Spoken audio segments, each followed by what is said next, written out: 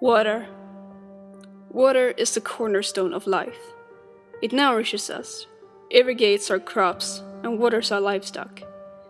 Water is vital for all known forms of life. We rely on it to wash our cars, clean our food, and produce our power. It has an effect on almost every activity in everyday life. Without it, civilization would cease to function. Governments would collapse, crippled by an undefeatable enemy, drought. It would be a matter of days, no longer than a week, before every living being on Earth perished. In short, we cannot live without water. 2 days ago, we were forced to begin doing just that. I don't know how it began. Nobody left alive does. During the initial hours of it, theories range from the barely plausible, like a new form of greenhouse gas, to the ridiculous, such as a new type of light, one that only evaporated water. I remember those hours fondly. The true enormity of what had happened had not yet sunk in, and hysteria had not yet clutched the human race. What happened? I'll put it simply. The first was that every single drop of fresh water on the entire planet evaporated instantly. I don't think you can do this event justice, but I'll try. Can you imagine every single river, every single lake, every single natural source of water drying up instantly, without rational explanation? I doubt you can, but that's exactly what happened. It wasn't restricted to natural sources either. As far as I can tell, all the bottled water in the world also evaporated, as did that in water tanks and other similar sources. It also disappeared from other substances, including soft drinks, creating foul sugar compounds that would make those that consumed it quite ill. There was not a single drop of fresh water left anywhere on Earth for anybody to drink. But by far the worst result of the lack of water was the nuclear reactors. Without pressurized water, most of the nuclear reactors in the entire world, those that utilize purified water as coolant, had no available sources of coolant, and just under half of these had poor or untested fail-safe plans. The resulting effect of this led to catastrophic nuclear meltdown in roughly 46% of water-cooled reactors. The world, already reeling from the unprecedented situation, fell into total anarchy. International communications ceased after almost exactly 24 hours after it began. But there was a second effect, the saltwater poisoning. Many people flocked to desalination plants in the first few hours, hoping for salvation. They found none. At approximately the same time as the wild evaporation, saline increased by 5-fold in every sea or ocean on Earth. Desalination plants were able to cope with this load for approximately 20 hours. Then fuel began to run low, and with the imminent collapse of civilization, thanks to the multiple nuclear catastrophes, no more was delivered. Thus, the last ever drop of fresh water on Earth was pumped out no later than midnight yesterday. After the drought came the collapse. With no water available, civilization soon descended into anarchy. Governments, typical of authority to the very end, tried maintaining order. It didn't work.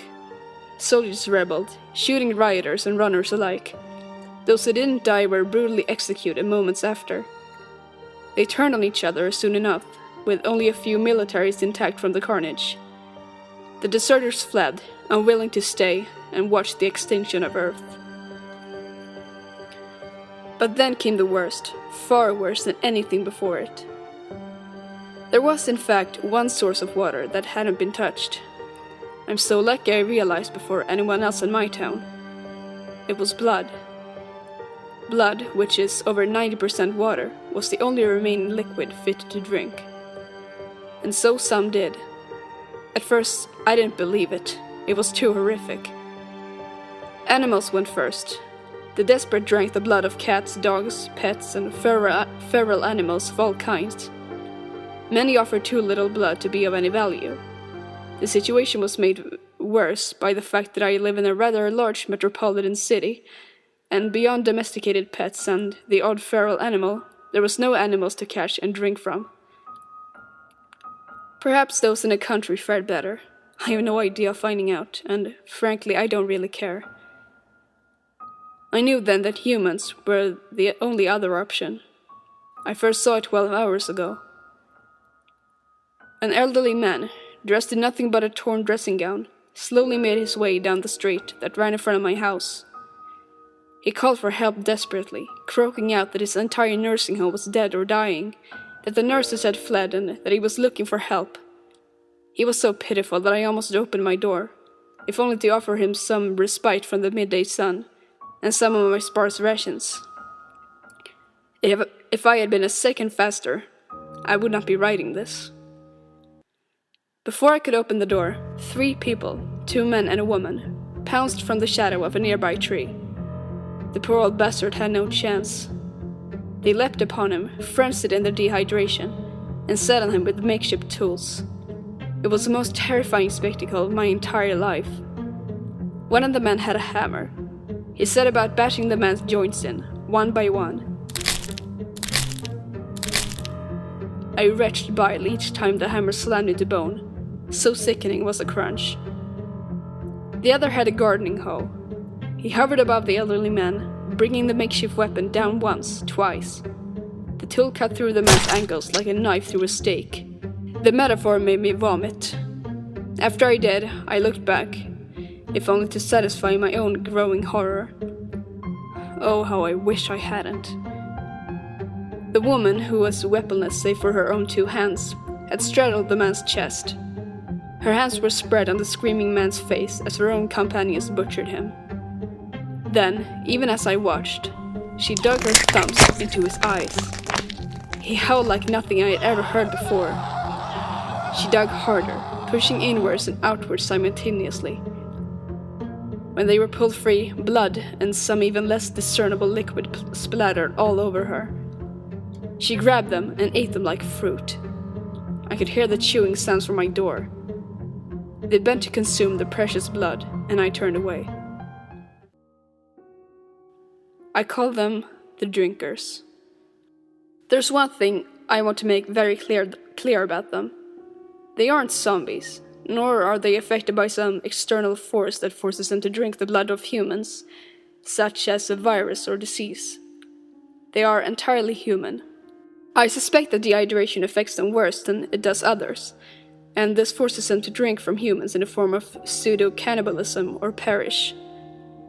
They represent the dark side of humanity. The drinkers also seem to recognize each other through some subtle signal. Not being a drinker, I wouldn't know it. As fast as I possibly could, I took my meager supplies, some small comforts, this journal and my 357 Desert Eagle, up into my bedroom. I pushed the bed against the door with my rapidly fading strength and piled furniture on it. The Desert Eagle has a full clip of 7, and I have 1 spare, enough for 13 drinkers and, well, I'm sure you can imagine. Another 6 hours have passed. I can really feel the dehydration now. My tongue feels numb and my skin feels like sandpaper.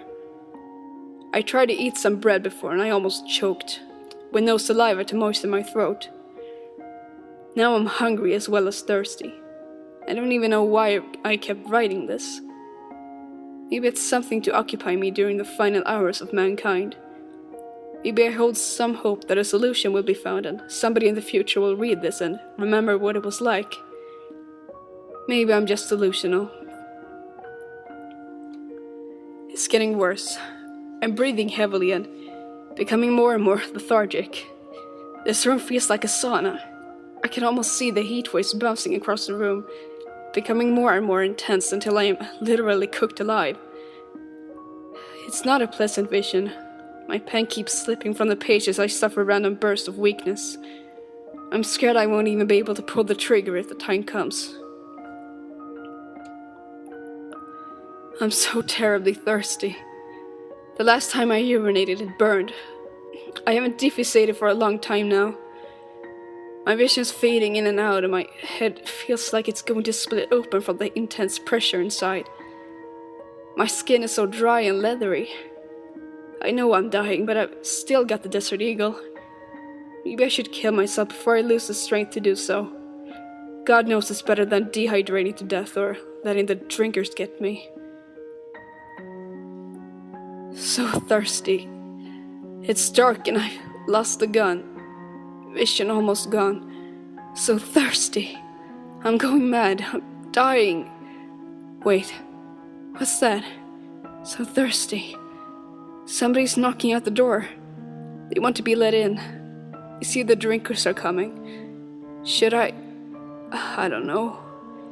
Maybe I'll go get a drink. I'm so thirsty.